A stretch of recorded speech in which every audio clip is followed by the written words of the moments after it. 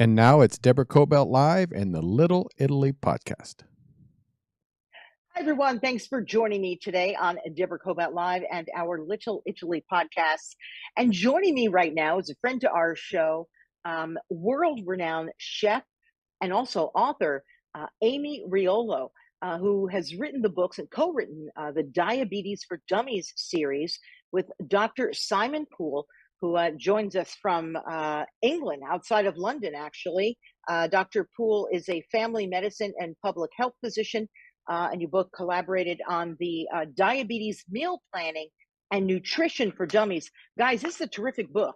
Anyone interested? I might have come up backwards in my in my when I held it up there. This is a terrific, comprehensive book on meal planning for anyone who is type 2 diabetes, but also on the borderline, and just in general, just wants to eat healthier. So, gosh, thanks the two of you for joining us today. Thank you for having us. Yeah, Pleasure and to be here. and we simulcast this on our Little Italy podcast because Amy is famous for talking about, Italian recipes, Italian foods, dieting, the Mediterranean diet. So that's why we are simulcasting our podcast there as well. Talk to me about the rise in diabetes, not just in our country, because I think I asked you earlier, is it just in this country or is it rising around the world? Can you talk to us about that? Just whoever wants to step in first. I'm very happy to offer an answer to that, which is that globally it is increasing at almost epidemic rates. It's hand in hand with a global increase in obesity, with access to ultra-processed foods and easy access to high sugar carbohydrates, which we're kind of hardwired to seek, because of course in ancient times we used to have to really work hard for energy from our food. Yeah. And Amy, you were talking to me off camera and saying also it has to do with lack of community. Can you address that? Sure. Well, one of the things that we're seeing, Deborah, is in the United States, 1 out of 2 American adults has either diabetes or pre-diabetes. So it's worse than Wow. is. Simon was mentioning also around the world, and even in Italy. I do a lot of work in Italy, just like I do in the United States, and I work with diabetes centers in Calabria, where my family's from. And believe it or not, Crotone, which was once where Pythagoras taught nutrition in ancient times and famous for medical doctors, is groomed to be the next diabetes capital. So it's horrible to think that they're the capital of Mediterranean diet, and then here you've got this diabetes center. So we're looking at everything even beyond nutrition, because the quality of food that people get in that region are much better than what we get in the United States. So it's not just that, but we see generally, a decline in community, a rise of loneliness, people interacting a little bit differently. It's not as bad in Italy as it is here, but that definitely plays a big role in our overall health and diabetes too. Yeah, I couldn't agree more with that, particularly after the lockdown. I think so many people have remained isolated. A lot of people I talk to, friends of mine, they're still isolated because maybe they're not in touch with the people that they were. People moved away, and it's become very difficult. And, it's easy to grab a croissant if that's the case. Maybe that's your friend. So, what do we do? If that's the case, if loneliness could be one of the culprits. We'll also talk about the nutrition, but what do we do about that? Sure. Well, I think, starting with the loneliness, it was even the biggest problem in the world before the pandemic, but we didn't realize Mm, it. The pandemic yeah. made it okay to talk about, because there are a lot of different social factors now that we look at, that what we deem as appropriate and not appropriate. Even though, we're kind of modern civilization and anything goes, we don't have as strict rules as we did before. People have very set ideas about who you can eat with. People think that you have to be, really close with somebody, maybe a family member, a significant other, in order to go for a meal with them. We haven't really normalized talking to strangers, eating with strangers, or people that we, just know a little bit. We tend to keep to ourselves in this way, but yet we don't all live in areas where we have family or really close people. So I think we need a kind of call to action in that area to look at how we're socializing and how we're opening up to the people around us, because we have social media, which is a wonderful tool. It allows us to talk to people all over the world, but we're not really using it for the right source that we could Hmm. be. I think we should have dine pools like we have carpools. So just like we sign up to drive to work with people, we should be signing up to eat with people if our beloveds are not around at the time that we're having a meal, even if it's virtually. You know, one of the great privileges about working and collaborating with Amy is that she brings these concepts to the medical model. So she brings them to me, and actually, when you look at the evidence, there is really strong and powerful evidence from behavioral science to show that, for example, if you eat by yourself, if you have a TV dinner, you will eat more. You will eat more calories. If you eat with other people in company, which derives from the word compane, which is with bread. If you eat with people and you're talking and you're recognizing the food and you're valuing the food, you will eat more slowly, you will feel fuller, you'll get satisfied more earlier in the meal. And so there's really, really nice evidence now to show that these behavioral issues and the community aspect of how we eat and what we eat are really, really critical as well. That's a great point. And only recently did I read a terrific article about the decline of social clubs. And I'm not just talking, the Harvard clubs, the very expensive clubs that are exclusive. I'm talking about the Knights of Columbus, the local Italian club that meets once a month and brings a plate of lasagna or whatever it is they're bringing. In my mother's case, it would have been broccoli rabe. So, there's a big decline and they're dying out, especially the older clubs, right? That like our families would go to. And that's a great point. How do we bring some of that back? Because I think a lot of times, we'll get to the processed foods in a moment, but a lot of times people are overeating, which we know is just overtaxing everything inside our bodies, pancreas, liver, all of it. But how do we get our society to recognize this and step back a little and start eating together? That's a great point, Deborah. And I think that this type of communication, this type of dialogue is the first step, because Yeah. until we address it, nobody really notices it. It's no one's Yeah. individual. Things have gotten this way, for a reason. Everybody's increasingly busy. There's a different model kind of wealth of what people are trying to achieve, and maybe economy's different, so people have to work harder in order to make a living or Right. make money that they did before. So it's no one's personal fault, but it's just the more we talk about the benefits, like that's one of the things with Simon that's so great in our collaboration, is he always gives evidence for these benefits so that people can say, okay, it's not a waste of time if I try to arrange who I'm going to eat with first. Epicurus was the Greek philosopher, actually said, choose who you're going to dine with before you choose someone to eat with, before choosing something to eat and drink. And so it still holds true today. And so just having that seed in our brain that we should be eating with people, even if we increase 1 time, 2 times a week, little by little, it will eventually help, and also psychologically, it really helps us. Yeah. I mean, I'm a I think perfect that seed, example. sorry, I was going to say, I think that seed of just helping people to understand that it is positive for health, that in the areas where people do achieve great longevity, they have a great sense of community. I think just if people begin to recognize and understand that. So, for example, if I exercise, if I go out for a walk, I might feel positive and good that I've done something healthy. If I have a really healthy meal, again might feel positive about that experience. I think when we go out and when we just share other people's company, we should reflect on that time and think, okay, well, that was an hour or two that actually did me some good. That was positively healthy, positively good for me. Just that touching other human connections in our life. I think we need to just recenter ourselves around recognizing that to be really valuable. Yeah, absolutely. I was going to say I'm an example of that. I'm an example of a lot of what you talk about in the book, actually.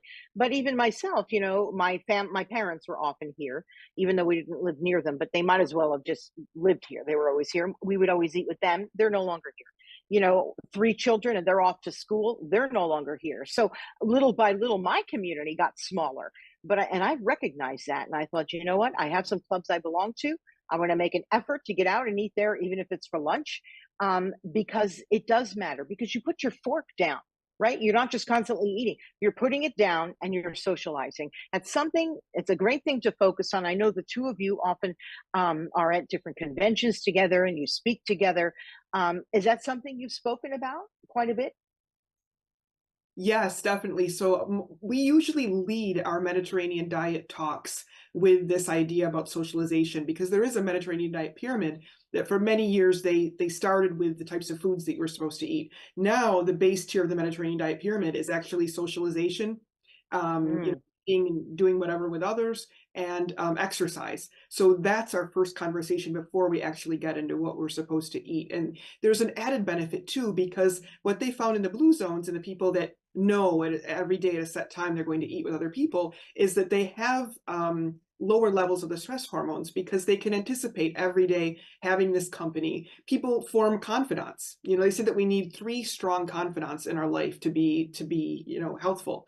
And when you're eating with people over and over and over again, you kind of develop that, hey, so today this happened to me. Oh, this isn't that great. The person, whether they give you a solution or just say, it's okay, I'm here with you. It's really does a lot for our psyche to know that we have that support, that we're not alone in the world.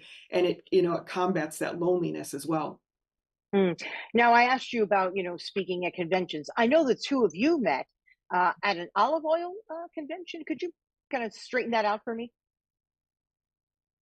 Sure. So the olive oil industry is quite interested in educating people about the potential health benefits of in particular, extra virgin olive oil, of course. And so we were invited to just speak about diabetes and not only the Mediterranean diet, but a particular focus on some of the compounds in a good quality extra virgin olive oil, some compounds called polyphenols, which can affect the way in which we metabolize our sugar. So olive oil as a fat is a great fat. It can reduce the rise of sugar that we have with our carbohydrates if we add it to carbs, but also these compounds called polyphenols. And Amy was talking, but also doing some culinary demonstration. And I, at the last minute, without I think a proper polite invitation, I just waded in and offered to be her medicinal sous chef. So chopping onions whilst talking to Amy about the various benefits of the ingredients. I love that. Amy, would you speak to that? Oh, it was so much fun. It was like an answer to my prayers, because I remember when our friend Joe Profaci, who's the president of the North American Olive Association, asked us to do this together. I didn't know Simon, although I knew of him and his work. And so we planned it, and he came over from England, and we did this presentation. And right in the middle of his presentation, he said, people tell me all the time that they cut out carbs. And I asked them, does that mean that you cut out fruit and vegetables? Not all carbs are bad. And I was like, okay, this is going to be easy. And I knew from that moment that we would have a great collaboration and a great time together, because he just explains my philosophy and narrates it and gives so much evidence in a great way. And that's kind of where we led. And we were talking about diabetes then, oddly enough. And then here we are all of these years later with these books, and being able to really bring it home for people in different ways to give, because I've done so many diabetes-based books, you don't want to keep doing the same thing over and over again. And there's a lot of new research. But there's also, you see a lot of examples of room for opportunity and things. And when, for example, Simon talks about bioactive compounds and polyphenols, he takes it to such a next level, because he just say eat these things because he has them. We actually have a graph in this book that tells all of the polyphenols and the bioactive compounds that are in different foods, and what they do for our body and where to find them. That's the first. Can you go through some of that with us? Whoever wants to answer to that, perhaps, Doctor, if you would. It's the Thank first you for holding that up. Say that again. It's the first time I've ever seen anything like this, and it's really, really powerful. So polyphenols are probably the health story of the next decade and beyond, because we know a lot about the macronutrients. We know a lot about carbs and proteins and fats and vitamins and minerals.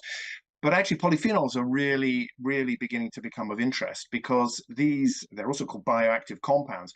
They're not absolutely, strictly speaking, necessary for life, but boy, do they have a positive effect in terms of keeping us healthy. So they have antioxidant and anti-inflammatory effects. And the Mediterranean diet is particularly rich in polyphenols. They help our trillions of gut microbes to be healthy, and they also have lots of effects. For example, they increase the effectiveness of insulin, which is one of the reasons why they're quite relevant in terms of diabetes. And they may even have anti-cancer effects, as well as protecting us from other diseases which relate to what we call oxidative stress.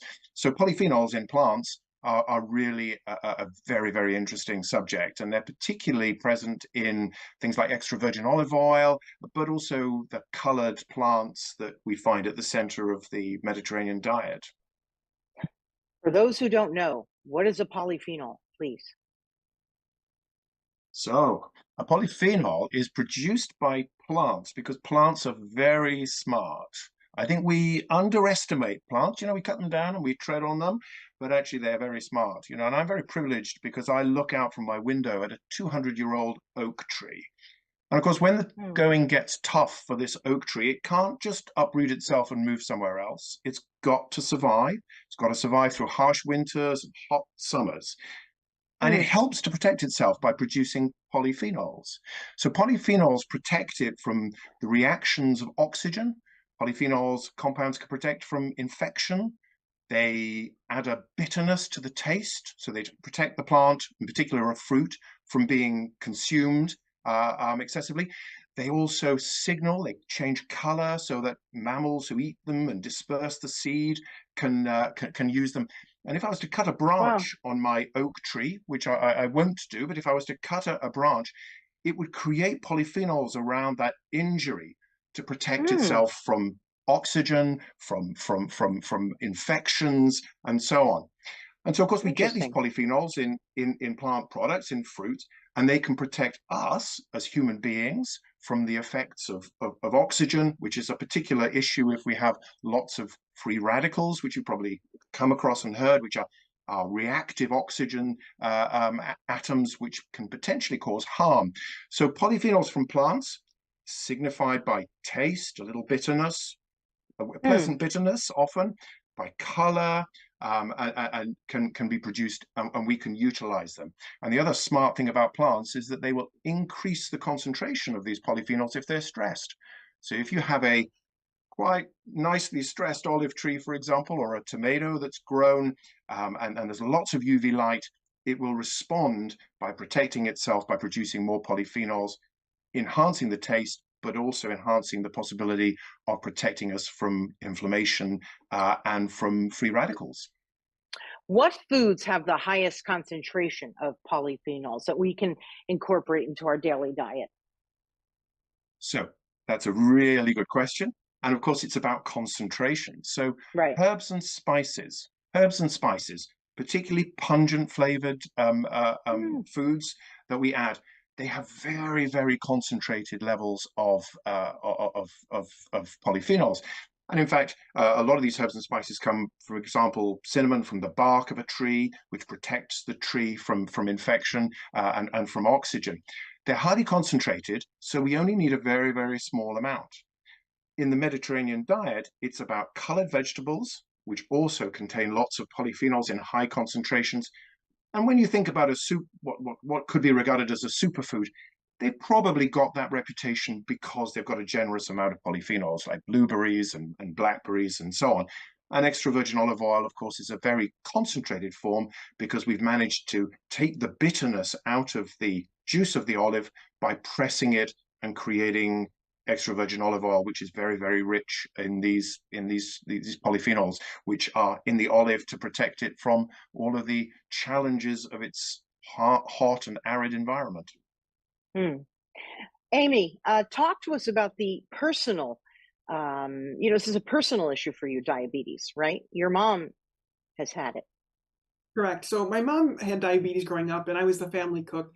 So I used to make our food fit into her lifestyle plan so that we could all enjoy it for dinner. And it wasn't that easy because the information that was out back then, the type of recipes that were appropriate, iceberg lettuce and grilled chicken, was really not going to cut it. So that was 3 decades ago.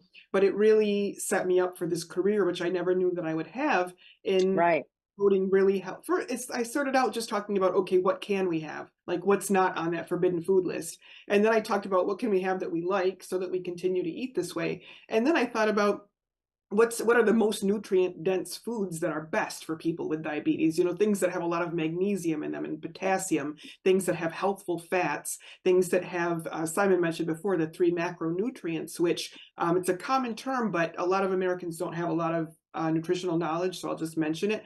Macronutrients are, protein, fat, and carbohydrates. So if we want to be healthy, we want to eat the best quality protein, the best quality fat, the best quality carbohydrates in those meals. People with diabetes need to have them present in every meal. So whether they're eating breakfast, I see. like maybe someone who doesn't have diabetes can get by with just having a donut and nothing else.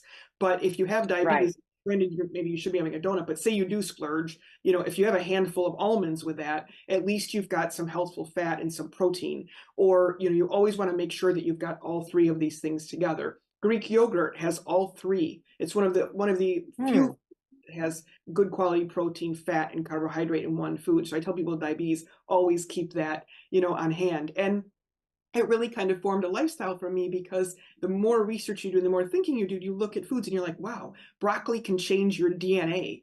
Herbs and spices, that are full of polyphenols that Simon just mentioned, those are the real secret to the flavor enhancers for anybody who wants to be on the Mediterranean diet, Mediterranean lifestyle, or a healthful diet or lifestyle, because they add so much flavor and they add so much nutrients. So whenever you go to a healthier diet, and a lot of Michelin star chefs are doing this now, because as they get older in age, they're still working in the kitchen. It becomes hard. And if you're making a lot of heavy sauces and a lot of butter-based dishes, it's really hard to keep up a chef's lifestyle. So they've, in their own lives, they've adopted a different way of eating. And sometimes it shows in the restaurant, sometimes it doesn't. But, you're taking out butter and like negative bad fats. You're taking away salt. So how are you going to get the flavor? Those are the cheapest, easiest, most common ways to add flavor. Herbs and spices. And the more you play around with them in big amounts. In North Africa, for example, salads are made out of herbs. Parsley, cilantro, mint, dill, those are actually in huge, like we eat lettuce, they would be herbs. So imagine how much nutrients in just a salad, because it's all chopped up little herbs. Spices, are used more abundantly than Americans just kind of sprinkle cinnamon. You could have a teaspoon of cinnamon in a tisane every day, or you could put it into your stew, or like whatever you're making. Ginger, cumin, these have wonderful anti-inflammatory properties, turmeric, and they all kind of play together. And then when you add olive oil to them, it ups the nutrient quotient as well. I wonder how we're ever really going to get a hold of this. For example, if you watch the Super Bowl, just about every commercial is a sloppy cheeseburger with stuff dripping off the side, and then battered chicken. And I look at it and I actually get sick. It's the one thing that'll make me not eat anything at the Super Bowl parties, because I can't imagine. But that's what a lot of Americans are eating. You go to these fast food places. I really don't know how people can do that. I think we're addicted. We're addicted to whatever these companies are putting into our foods. It's been a very long time that we've been addicted to this stuff, right? If you ever look at a lot of times colorized photos are now popping up on my Instagram feed from like the 1900s, so that it looks a little more lively if it's in color, right? And you see people walking by. There's no fat people, because there was no processed food. How do we get this addiction out of our bodies? Another one. When I was a little girl, I loved Twinkies. My mother was so upset. She's an Italian mother. The fact that I would steal Twinkies from my girlfriend. And that kind of a thing, if you keep eating like that as a child, I think it's the building blocks of very poor eating. So how do we get a hold of this stuff, really? So shall I come back on that? Which is it's back to behavioral science, because what we can demonstrate is that actually, if we wean people wean themselves off those kind of diets, they can begin to actually slowly enjoy the really interesting flavors that Amy's just described around herbs and spices, and other things. And to some extent, we are addicted. And the answer to that is to gradually reduce the amount of processed food we have. Gradually, I mean, chocolate is a great example, as well as salt. So chocolate, for example, if you gradually increase the cocoa quantity, the percentage, and you can gradually go from a very, very sweet tasting chocolate to a really beautifully slightly bitter, slightly peppery, spicy chocolate that's maybe 85% cacao eventually. And actually, when you then go back to the sweet stuff, it tastes too sweet. And the same is true for salt. if you gradually reduce the salt amount and particularly replace it for flavors with herbs and spices, you will find that then if you go to a restaurant and you're offered some fries and they've got salt on them, Ugh. they will be too salty. And so I think it's about educating and giving people the tools really and the belief that actually it's possible. Because the one thing about the Mediterranean diet, of course, is that when we talk about diets, I think most of us think that it stands for dare I eat that, making diet. But of course, actually, diet derives from the ancient Greek word dieta, which means way of living. And the great thing about the Mediterranean diet is it's been shown to be really sustainable. So people can stay with it, really enjoy it, and actually it takes them forwards. And really, there's no going back. You can become hooked on the wonderful wonderful tastes and experience of the really, really healthy Mediterranean diet. Amy, would you like to add to that? Definitely. Yeah, I think it's such a good point that you brought up, Deborah, and I agree wholeheartedly with everything that Simon said. And, just following up on that Mediterranean diet and lifestyle part, you can still have a little bit at a time, right? So a lot of times giving things up when we have the addictions, and it can be very addictive to sugar, and it can be like cocaine. So it's not in our heads. It's not, there's something wrong with us. It's a true addiction. But there are different ways to tackle it. So one of them for me is knowing, well, so I can't have these donuts every day, but maybe I could still have a donut on Sunday or something like that. In Calabria, we have these wonderful graffe, which are like for a sourdough type of a donut filled with custard cream. I would never want to give those up, but I can't eat them every day. So that's kind of the way that I look at it. The other things are, there's three other factors. One, when we're talking about something at that level, I would say to look at hormones, because our hormones, at least in the United States, there's such a lack of knowledge and focus placed upon hormones. Salt cravings go hand in hand with our cortisol levels. So you'll find someone, if they have a very elevated cortisol level, they'll crave more salt. Lower cortisol, less salt, kind of thing. So if someone ran a marathon, they're going to want more salt. But also you could have high cortisol because you're going through an illness in your family or something like that. So there are ways to balance out cortisol levels so that we require less salt. And just to make sure that hormones are being tested properly and these issues are being addressed. Women going through menopause, this is not talked about at all. Young girls going through different hormonal changes, not really discussed in terms of how that plays out in our diet, but there are major things, like they've shown cholesterol to spike with women who are in menstruation for no reason, like they don't change their diet, but cholesterol spikes. And so that has to be taken care of from a medical standpoint. Then we look at swap outs. Simon mentioned dark chocolate. So, dark chocolate's a great thing because yes, you can still get that chocolate fix. Sometimes you get it even more if it's a purer chocolate and it helps to balance out. So that's a great one. Also, I'd like to tell people fresh dill. Baby dill is wonderful for, because it contains mineral salts. So it gives you that salty flavor. Also the, phenols and the antioxidants, but without anything negative. And cinnamon is a wonderful thing to trick the brain into thinking it's getting a little bit of sweet if we need it. So those are some playouts. But then I also tell people we have to sell ourselves and we have to sell children on these things, because a lot of the big pushback that I get is, well, it's okay with me, but it's not okay with my kids. Like my husband and I are cool with eating all this, but our kids won't eat it. Well, their kids, first of all, your kids learn their eating cells. It wasn't only the kids at school. Like it's something you're doing is also signaling to them that these foods aren't good, right? So you really have to romance it for yourself, for them. If you're eating an apple, where did this apple come from? Maybe you got it at the farmer's market. Maybe you know the farmer. Maybe you know the orchard, some kind of a story. We need these kinds of things to combat the big campaigns that you're talking about during the Super Bowl. We need relationships with our growers. We need a commitment to food. You're part of the Little Italy podcast, so in the Italian community, in the Latin community, in the African community, in the Northern Europe, whatever community you're from, food is part of heritage.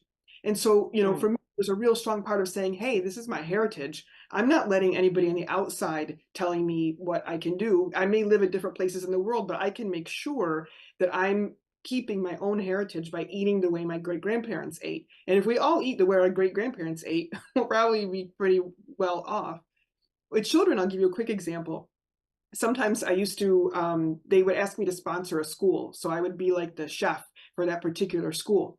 And the kids had a garden, and they would grow the different crops, and they would have the chefs come in and cook the crops for them. I know Simon has heard this story, so please bear with me once again. So at the time that it was my turn to cook for these little third graders in elementary school, I was following Bill Yosis, who is the White House pastry chef. And so I asked the teachers, I was like, okay, what did Bill do? So I didn't do the same thing as him. Well, he did pizza with the kids. So I'm like, okay, what do you want me to do? And they're like, well, kale and collard greens are our crop now. It's like, so you let the cool White House guy do, pizza, and you're making me do kale and collards. Like, there's something really wrong with the story. So I thought about it. How am I going to get these kids to not throw, pencils at me while I'm up in their class cooking? And so I thought about it, and I thought to myself, well, what were the tastiest kale and collards that I have? And of course, we eat kale in Italian cuisine too, but honestly, the most flavorful ones I ever had were Ethiopian. They saute, they make like a sofrito out of any kind of oil, but I use extra virgin olive oil, and onions, and also a little bit of chili pepper and red peppers. And then they add the collards, some fresh ginger, salt, pepper stirred around. It's delicious. They're vegetable, but they're delicious. So I brought in some injera bread. One of the mothers in the school was actually from Ethiopia. So she brought in the injera, and I made this dish, and the kids were looking at me like, what, are you crazy? But while I was cooking, I showed them a PowerPoint about children in Ethiopia and growing crops like they did, eating collard greens, things, and how this was something that kids there did. They came up, they ate it, they loved it. They asked for seconds. They asked for portions to take to their parents who had never had collard greens. And they put that in kale, and they put that dish on their school rotation in their lunchroom. Oh, all the time. But my point is, if you can take a third grader and make them eat kale and collards and like it, you can make them eat anything. It's just, but you really have to put the time in. Like I said, you have to pretend like you're a marketer working for one of those commercials for a big company, but your big companies, your people that you're feeding, and really get them to buy in. And that's where it starts with the kids. It doesn't start with the 80-year-olds. I once saw a video, again, not long ago, and it talked about school lunches in different countries. There was Japan, there was Italy, and then, all countries from all over, India, and school lunches. And then, of course, we got to America. Oh, it was dreadful. And I remember going to school, they would have a hamburger and go like this and drip the grease off. Yuck. I have been in certain schools and I have seen the same thing today. Thank God not at my kids' schools. But good heavens, how do we get into the schools to change that?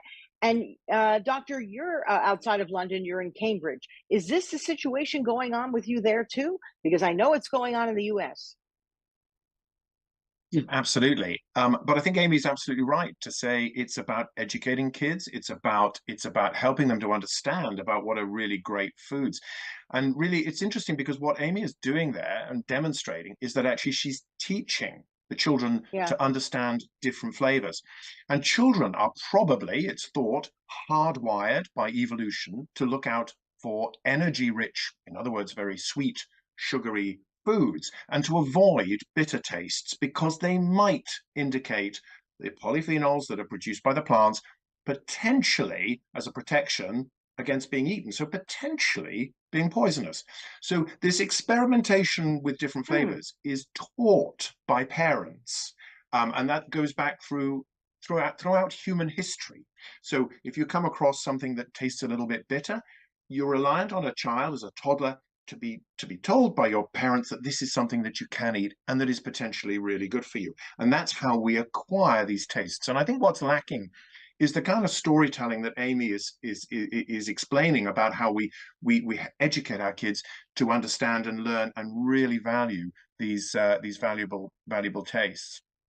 And I'd just like to pick up on one other thing that Amy said, because it's fascinating. Whenever I love hearing Amy talk because she covers so much ground. And she mentioned sofrito, which your viewers from Italy will know is a combination of extra virgin olive oil and garlic and onions and tomatoes and sometimes celery, sometimes peppers. There are some different recipes, but as a base recipe, it's really, really common. And the wonderful thing about sofrito is that there have been experiments which have shown that they've taken people and they've denied them healthy foods. They've denied them polyphenol-rich foods for 48 hours. They fed them junk food. And they've measured what we call the biomarkers of inflammation. And this is the chemical markers in the blood which measure the amount of background inflammation that we have in our bodies. And as a physician, they're the kind of measurements I would take of somebody who had active arthritis to measure, how active their disease was. So they would take these inflammatory markers and they would measure them. And then they would give these individuals one dose, one meal of sofrito, this very polyphenol-rich tomato sauce.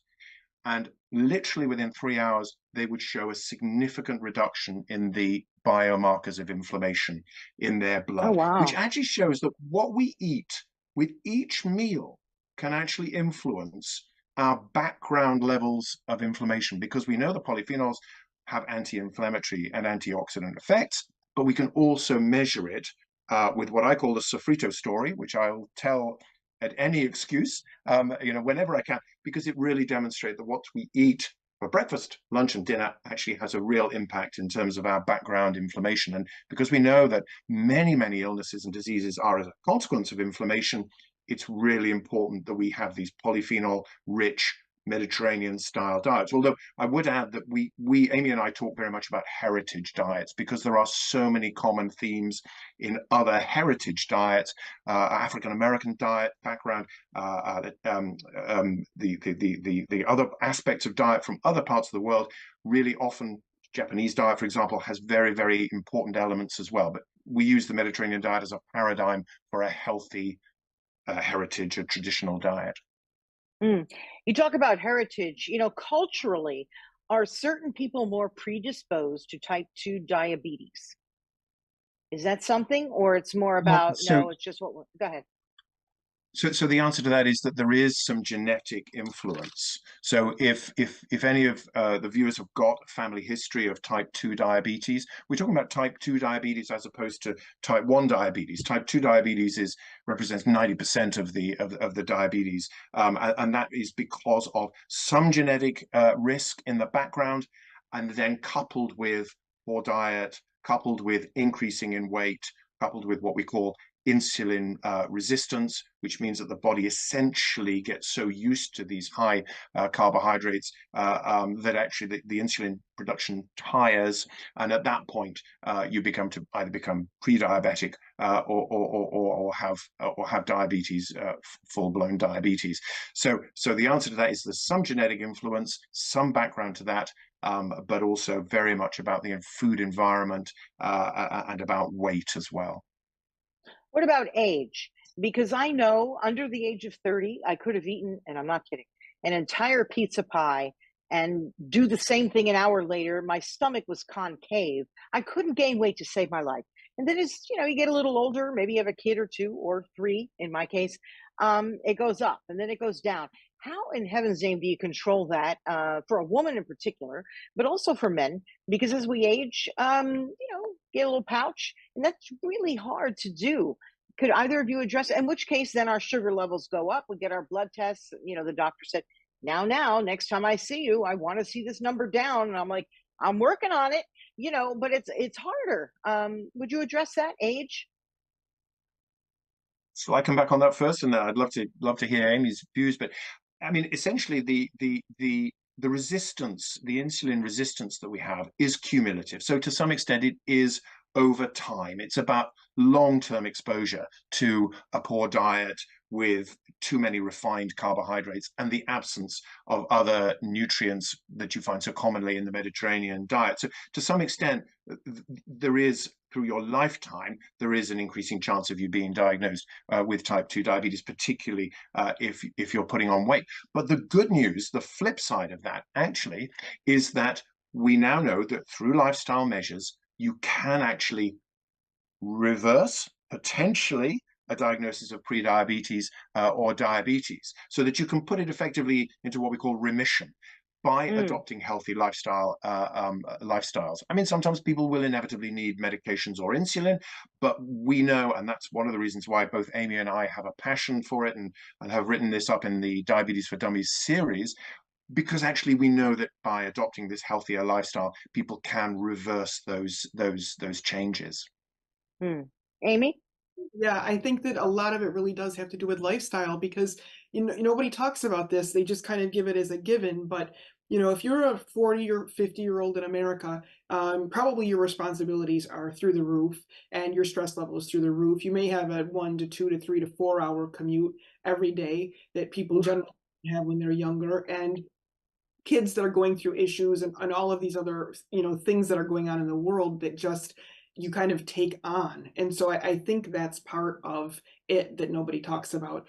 There is also definitely the hormones changing. You know, even men go through hormonal changes in midlife and Sure. things, and we acknowledge it and we make jokes about it, about maybe like hair loss or things like this, but I don't really hear a lot of people getting to the bottom of that or helping people with this new set of hormones that they're facing their midlife with. So I think that that's a definitely base layer.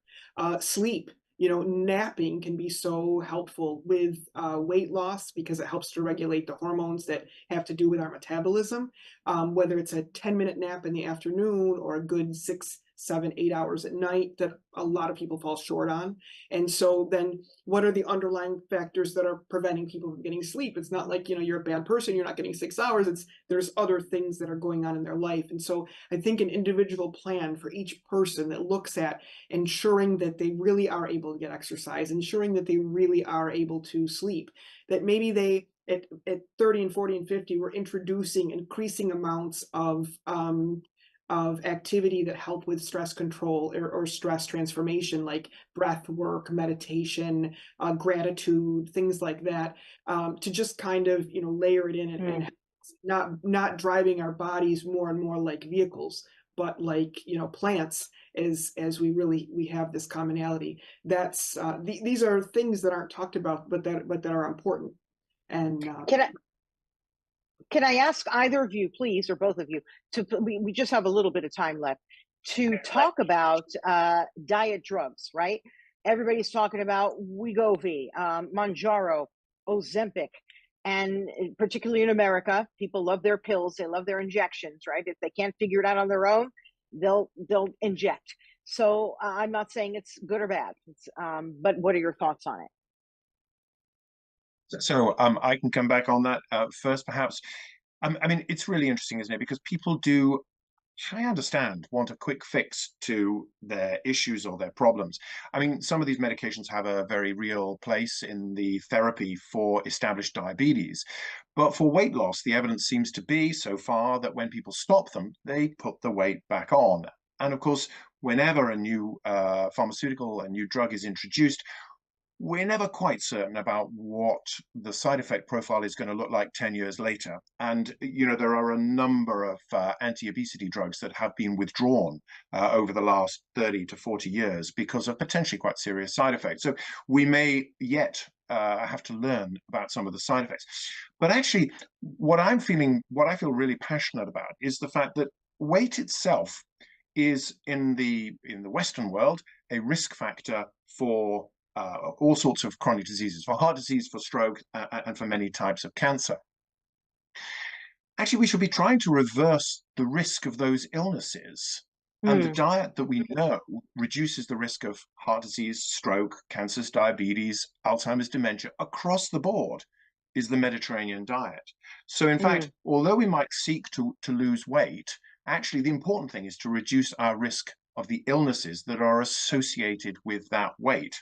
And although I wouldn't encourage anybody to be overweight, there was an interesting piece of research done from Uppsala University in Sweden a couple of years ago, which took 79,000 individuals and looked at their chances of developing illnesses and dying. And actually, if you are overweight but on the Mediterranean diet, you have better health outcomes than if you are of Hmm. normal weight on a standard American diet.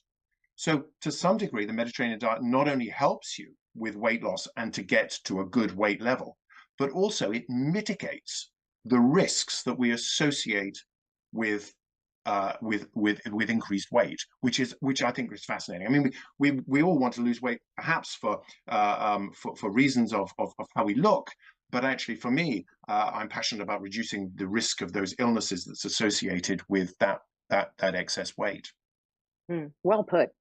Um, I would like to talk about your books, The Mediterranean Diet, Of course, the diabetes meal planning and nutrition. This, as I said earlier when I opened up the show, is such a comprehensive, well thought out, and easy to understand book.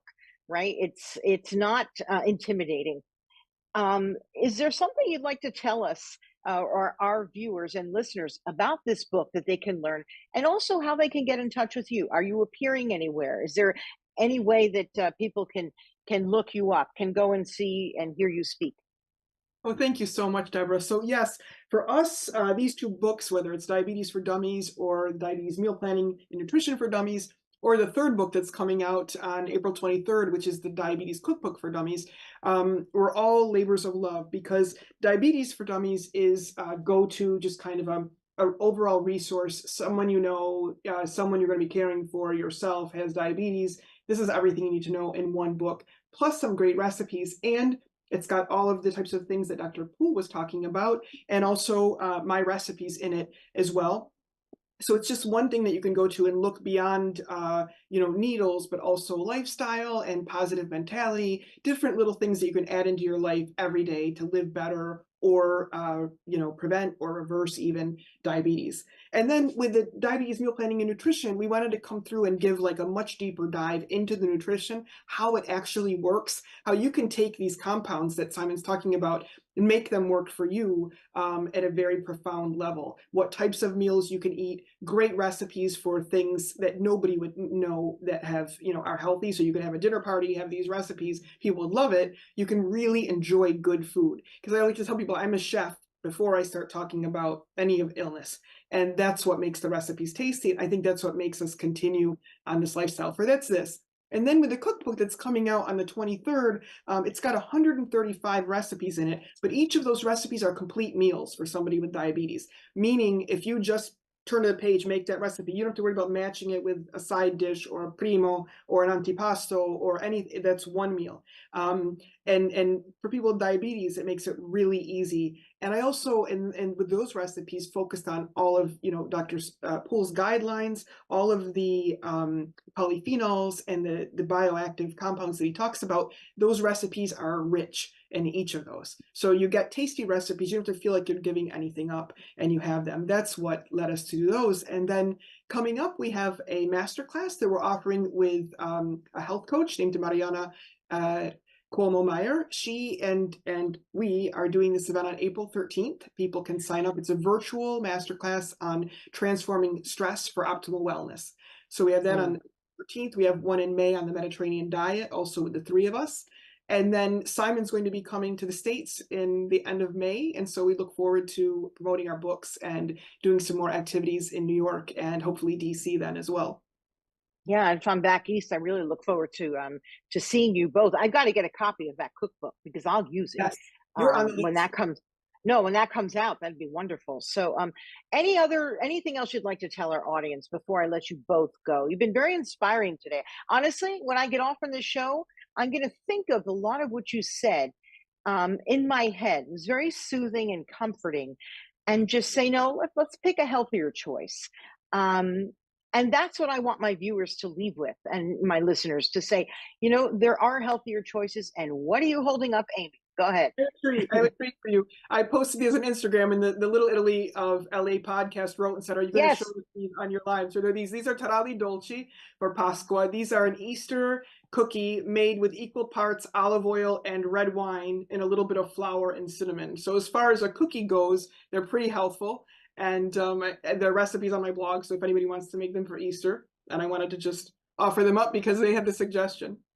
That was me who said that, by the way, because it's our podcast, and I saw it and I thought, oh gosh, can she bring them over? That looked phenomenal, really, really good. So thank you for holding that. I couldn't tell what that was from the screen, but girl, you're getting me going. Go ahead, doctor. Look fabulous, don't they? And the ingredients are fantastic as well.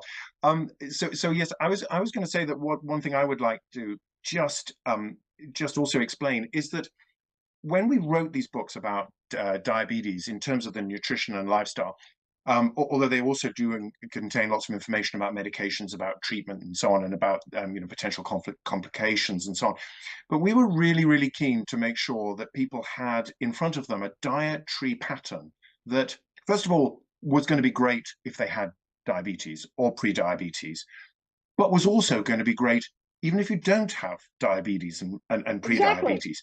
And so actually the books actually cover recipes, cover nutritional stories, which actually are relevant for all of us.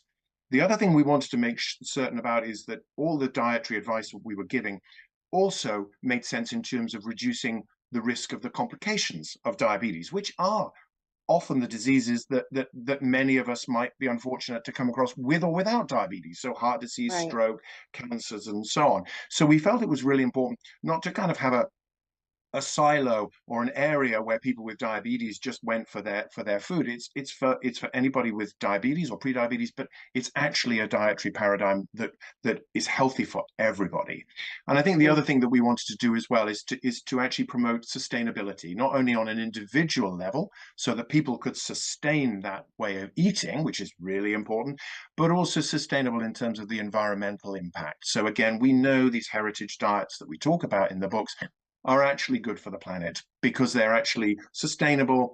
They are plant-focused, plant-based. They're not vegetarian. They do allow for some meat and some fish, but they are really excellent for the environment. And I think whenever one talks about diet, nutrition, and lifestyle, we've got to be thinking about the impact that it has. And so, with those principles, we hope that people who unfortunately might have diagnosis of diabetes or pre-diabetes, but also their family, friends, loved ones, and anybody, a general readership, will enjoy it and actually realize that the dietary advice and the fantastic, beautiful recipes that Amy brings are just as good for you and just as delicious, irrespective of whether or not you actually have diabetes or not. Dr. Simon Poole, Amy Riolo, behind some of the most well thought of books, the Diabetes Meal Planning and Nutrition for Dummies, Diabetes for Dummies, the upcoming Cookbook. Thank you so much for joining us. It's really been a pleasure. I learned a lot. I hope our audience did as well.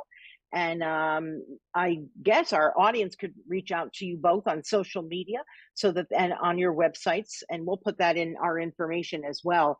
If they have more questions, and clearly they could buy the books on your websites, probably also on Amazon, I'm sure, and anywhere else that you get your books, right? Thank you so much, Deborah. That's correct. Thank you for having us. It's always so much fun. It's been a pleasure. Honestly, you. I could talk to you for another hour. I learned so much from you, but this book is particularly fantastic, The Meal Planning and Nutrition. I learned a lot from it, and I'm going to continue reading it and learning more. So thank you for joining us. And for our audience, you can find our shows, our conversations with Dr. Poole and also Amy Riolo on YouTube, Facebook, Instagram, and then it's an audio version on iHeartRadio, on Amazon Podcasts, Apple, and just about anywhere you get your podcasts. Put in the Little Italy podcast, Little Italy of LA podcast, and also Deborah Cobelt Live.